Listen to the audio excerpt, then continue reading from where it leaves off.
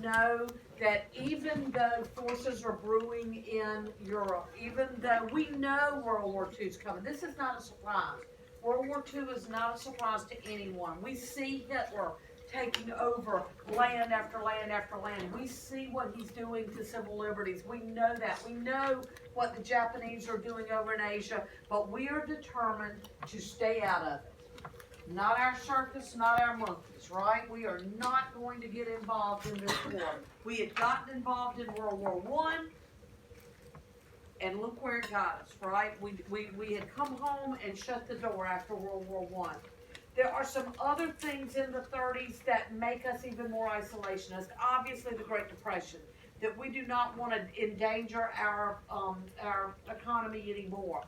Number two is that event called the Nye Report. Senator Nye, N-Y-E, led a committee to study the causes of World War I. Why did America really get into World War I? And the Nye Commission said what? Yes, that we went to war in World War I, not to make the world safe for democracy, not to end all wars, but to protect J.P. Morgan's billions, to protect the industrialists who were selling goods to the Allies in billions of dollars a year. And that's why we went, according to the Nye Commission. That comes out in the 30s. Are y'all with me? Can you explain how that then made us even more isolationist? There is so much, this is not a cause, this is evidence of the isolation. Let me please. The evidence of the isolationism is the fact that somebody floated the idea of creating an amendment to the Constitution that would have made a national referendum necessary for us to declare war. That was the Ludlow Amendment, Ludlow. That's not going to be on your test. But again, remembering that, did it get passed?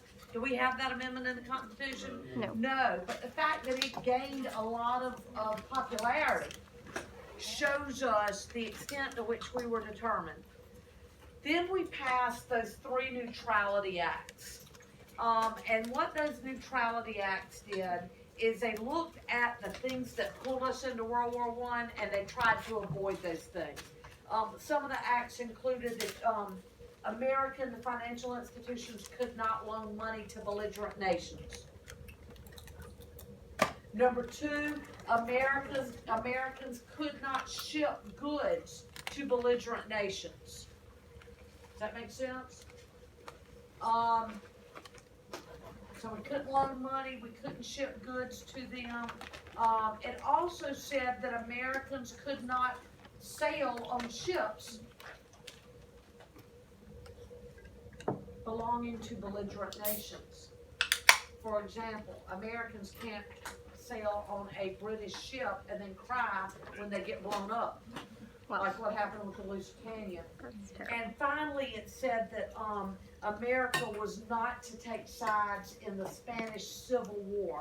And that's not something we've studied in this class. I'm not talking about the Spanish-American War. I'm talking about the war between the communists and the fascists in Spain. Does that make sense? Y'all know someone who was an ambulance driver there, Ernest Hemingway. Oh, I thought you meant personally. And he writes about that. I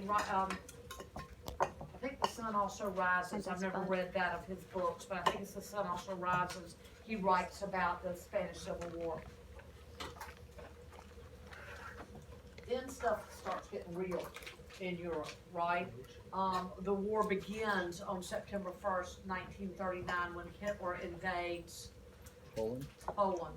And when Hitler invades Poland, Europe is at war. We're still bent on staying out of that war. We are not getting involved. Our president is more of an interventionist than the Congress is, than the American people, Franklin Roosevelt. Who remembers the name of the speech where he said, we can't isolate ourselves from other people? The quarantine speech. Excellent.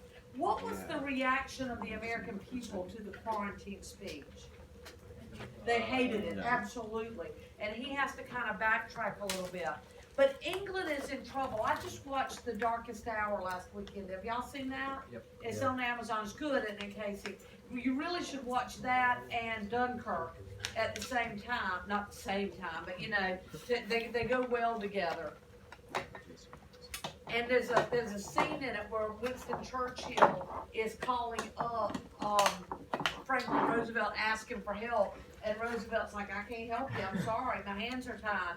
And it really kind of portrays us in a bad light. So what we do is we start easing off of those neutrality acts. We can't sell you, we can't loan you money, we can't ship goods on our ships to belligerent nations.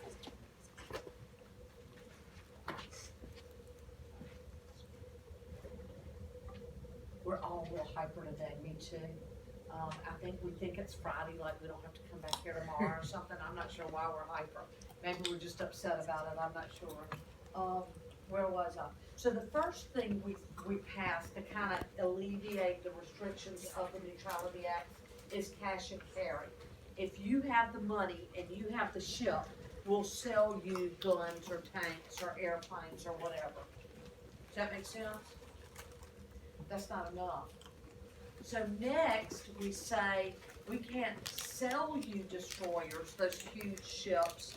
We can't sell them to you, but what if we do a trade? What if you give us some bases, some land in the Caribbean, and we'll give you the destroyers? What do they call that? Destroyers for bases is the name of that decision. Destroyers for bases. That's still not enough. So Franklin Roosevelt proposes what? Lend-Lease. And y'all remember reading about this in Pageant, I think it was. He says, so what does Franklin Roosevelt say to justify Lend-Lease? Surely, if your neighbor's house is on fire, you would loan him a water hose to put it out.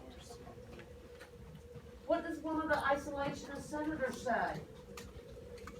you don't loan It's gum. like loaning somebody their chewing gum and they're gonna give it back when they're done. There was still opposition in 1940, but eventually we see France falls in 1940, Dunkirk happens, the British are now being attacked by air from Hitler, and so we see without a doubt that they're in trouble, and it's gonna just be us next. And so we begin preparing for war. In 1940, we passed the first peacetime draft in American history. We start building up our army. We don't want to be like World War I where we weren't ready. And so we start building that up. There is no coincidence that the Great Depression ends in 1939 when Europe goes to war, because all of a sudden our factories are producing in really large numbers again. There is no pretense of being neutral in our hearts or our deeds like we were. Remember at the beginning of World War I, Woodrow Wilson told us that we are going to remain neutral, and then we kind of get sucked in. Not this time. We know that we're supporting the Allies. The Allies are Great Britain, France, I guess, and the Soviet Union, and kind of China, just because they're fighting the Japanese, but China's really not able to provide very much help during this time. Neither is France. I just told you. France got overrun. Who runs France from 1940 to 1945? Hitler does, exactly. The Vichy government. Absolutely. So It took like 3 weeks, right? It took like 3 weeks for them to take over France, right? It was very, very quickly. And without a whole lot of, there's a scene in Darkest Hour. Churchill flies to France and says, all right, what's your plan? How are you going to fight back? And the French minister is like, there is no plan. This is it. We've been taken over. We're occupied now. And Churchill's like, what the heck, And anyway, it's a great scene. It's a good movie. You should watch it. In the fall of 1941, the Germans start bombing our ships again. They bomb the Reuben James, and that's not going to be on any test. But they start bombing. What are the names of the teams of German U-boats that are all through the Atlantic? Dog wolf? It's Wolf something. The Wolf Pack, yeah. I always think NC State, but yeah, it's a Wolf Pack. and they are all over the Atlantic. During this time, and this is what I always find when I want to criticize Churchill and I want to criticize FDR, and there's a lot to criticize them about. But when I do, I remember the Atlantic Charter. They meet on a boat. Come on, Georgia. They meet on a ship in the northern Atlantic. And they hammer out not only the fact that America's going to come in, it's just a matter of time, on the side of the British, but what do they do that's so brilliant in the Atlantic Charter? They plan the peace. A lot of times we fight the war and we don't plan the peace. We don't have a plan ready for when we win. But we planned the peace then. We said we're going to set up something like a League of Nations, but not a League of Nations because that didn't get passed. Like America, we're going to call it something else. Maybe the nations that are united or something like that. And then they create this set of plans, this war plan and a peace plan for afterwards. Okay? You all know what happens on December 7th, 1941. And you know what happens on December 8th, 1941. We declare war. The intriguing thing is that we decide to focus our attention on Europe before the Pacific, even though we do have troops in the Pacific. Some of your great-grandparents may have fought in the Pacific. And guys, I really got to get you a globe in here again. I think I tore mine up for a project or something, but the Pacific's huge. It's more than double the size of the Atlantic, and we can't really see that on this little map up here. But the Japanese are coming over, right? They attacked Pearl Harbor in Hawaii, and they're planning to come on to the United States. And there are some events where they try to send like balloons with bombs in them over here, and all kinds of things the Japanese government does. Not the Japanese people, though. We're going to talk about internment in a minute. Not the Japanese Americans living here, but the Japanese government. Before I start talking, well, let's do battles and we'll do home fun. Is that cool? Because I've got all of 10 minutes. What is the strategy in the Pacific? Island hopping? Island hopping, very good, very good. That we are going, some people call it leapfrogging. We're not taking island by island by island. We're going to take this strategic island, then we're going to go over a number of them and take this one. The brutal fighting in the Pacific. You know some of those battles, Leyte Gulf, Midway is the last Japanese offensive, so that was important. We turned them back. Coral Sea, guys, I never can remember it. Which one is the one that was the first battle? It's either Coral Sea or Leyte Gulf that was done all from the air. That's Coral Sea. Okay, that's the first naval battle in world history fought entirely from the air. The people on the boats didn't see each other. Then Leyte Gulf is the one where we destroy most of the rest of the Japanese Navy. Guadalcanal takes like 3 months. Thousands and thousands of thousands of Americans dead there. There's a good movie called The Thin Red Line. I think it's about Guadalcanal. Then we finally take Okinawa, and that's the last major island, major battle. What are we doing to Japan during that time? We haven't done a ground invasion, but we're what? Bombing them. And we forget that. We had already leveled Tokyo before Hiroshima or Nagasaki are dropped. So that's the war in Asia. We know kamikaze pilots. We know that we lose in the Philippines. Douglas MacArthur, the same guy that Truman's going to fire in the Korean War, he's in command, and he says what to the troops when he has to leave? I will return. I shall return, and he does. Have y'all ever heard of the Bataan Death March, where the Japanese took a large number of American soldiers as prisoners of war and sent them on this horrific march, hundreds of miles inland to prisoner of war camps? They take Indonesia, they take Burma. The Japanese are wildly successful in the early years of their war. We have 2 other theaters of war. We have Europe. We got to go back and liberate the French. And there's Northern Africa. The fascists, the Germans, and the Italians are all over Northern Africa. One of my top 10 movies of all time is called The English Patient.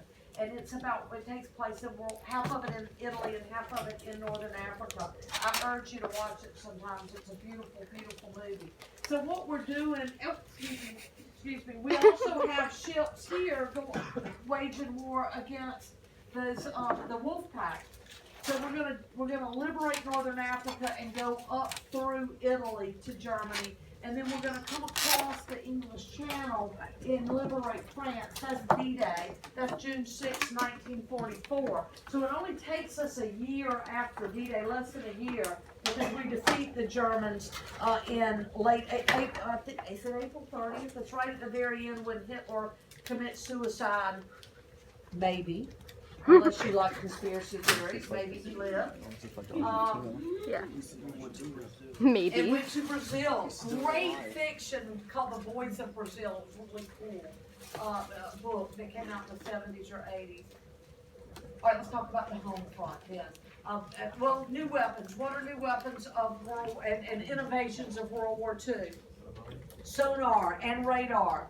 After the test, can we talk about conspiracy theories? Absolutely, I can't wait. Rocket technology, jet technology. Rocket technology comes out of it. Jets we developed during that time. Helicopters, not much. They're much more used in Korea. Lots used in Vietnam. Penicillin, nuclear technology. Yeah.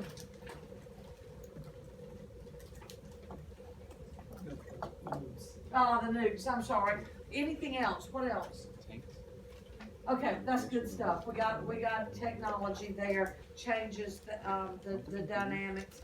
All right, the home front. We know that our home front is greatly upheaved. Is that a word? That society is upheaved. We've got over 12 million men in the military, men and women, I guess, because of the wax and the waves in the military. That's incredible mobilization. You are going to be sent somewhere else. Some of y'all have seen Band of Brothers on HBO. You get called up and you go to Paris Island if you're a Marine, and they happen to all be in South Carolina, but you might have been a Marine from South Dakota, and you're going to Paris Island to get trained, or that one place out in California, or you're going to Fort Jackson in Columbia, South Carolina, or Fort Dix in New Jersey. Then you're probably getting sent overseas somewhere. If you are not in the military, you've probably gone to where the jobs are. So you may have moved to California or Washington, in Boeing in Washington, or some of those other industries are up north. We know about the opportunities for women and African Americans during this war, that they began to move in large numbers away from the rural areas if they were still living there. We know that African Americans had started moving in World War I and the 20s, but we get on the move again. We know all about it. We can all write about Rosie the Riveter. We all know Rosie the Riveter's not real, that she's an icon. Just write that. She's a characterization of this idea that women are strong. High juvenile delinquency during this time. Why? No Padres. Dad's not home, mom's working shift work at the airplane factory. Kids are left on their own, and like y'all told me the other day, that ain't never a good idea, Miss Holley. So yeah, that we've got juvenile. What happens to high school graduation rates? They probably go down. What? Oh, is this the exact same thing as the Great Depression where it goes up? No, go down to this one. It goes down in World War II. Why are you gonna stay in school? When you go get a great job in the airplane factory, or you can sign up, if your parents sign off, you can sign up at 16 to go fight in the war. I love y'all, but y'all are about 16, and I'm not thinking y'all need to go. Well, we're all nerds though. Defend democracy, but high school graduation rates go down. Women gain even more jobs as teachers because a lot of male and female teachers leave the profession in the 1940s during the World War II. Listen, because why am I going to be a low-paid teacher when I can go be a riveter? Right? Why am I gonna, and men, y'all seen Saving Private Ryan? What does the Tom Hanks character do for a living? Oh, y'all gotta know this. He's a teacher. He's a high school English teacher and baseball coach. Oh my gosh, you gotta watch the movies. What are you doing with your life? What else? What else do we have home front? We know that the government rations. If y'all will just give me another minute, okay? The government rations during World War II. It does not in World War I. They give you those coupons that it doesn't matter how much money you have. You can only buy this much butter. You gotta have a coupon and the cash to buy the butter or the gasoline or whatever. In some ways, the gas rations during World War II really hurt rural people because they didn't have buses and subways to get places. They had to drive.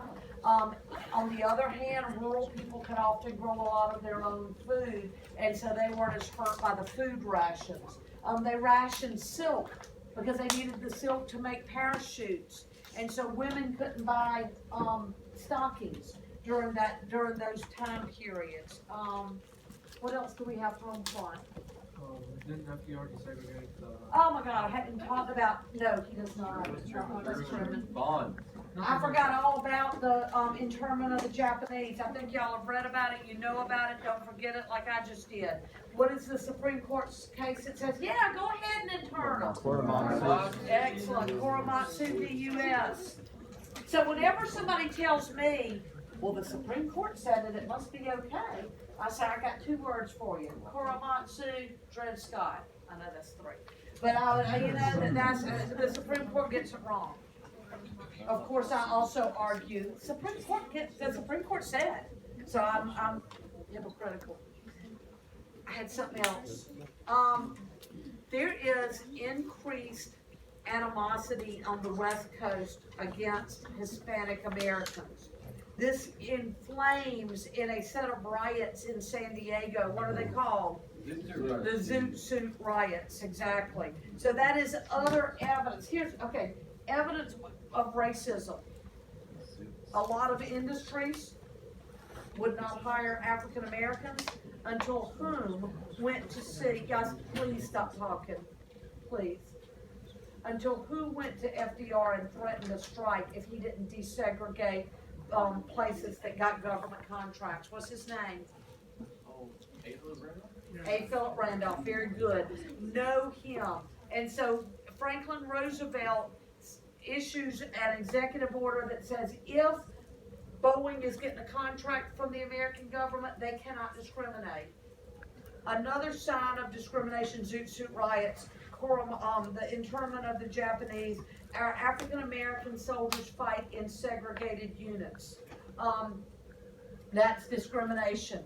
When a lot of those African Americans were drafted or signed up for the war, they were often sent to southern training bases like Fort Jackson in Columbia, South Carolina, and they had to encounter Jim Crow. You've been drafted to go fight for your country, but you can't go get ice cream. Or you have to go to the back door to get ice cream or something. And that was very impactful. Another great movie is A Soldier's Story. I want to say Denzel Washington might be one of his first roles. I'm not sure. I might be thinking about it. I know he's in Glory, but I think he's in A Soldier's Story. Really, really good about the experience of a black military unit during World War II down in Mississippi. Mudbound too. Huh? Mudbound as well. Mudbound, yes, absolutely, very good. That movie also. Oh gosh, who's the greatest blues singer? Muddy Waters. I think it was Muddy Waters said that he, grew up and grew up as an African American, and then he joined the Army, and that's where he got the blues. Talking about the segregation that he had, and discrimination he encountered in the United States military. I hope that was Muddy Waters. I hope I didn't just make that up from another blues singer. I think we did it. You all, I don't feel like we need to talk about dropping the bombs on Hiroshima and Nagasaki. I think you know it. I think you know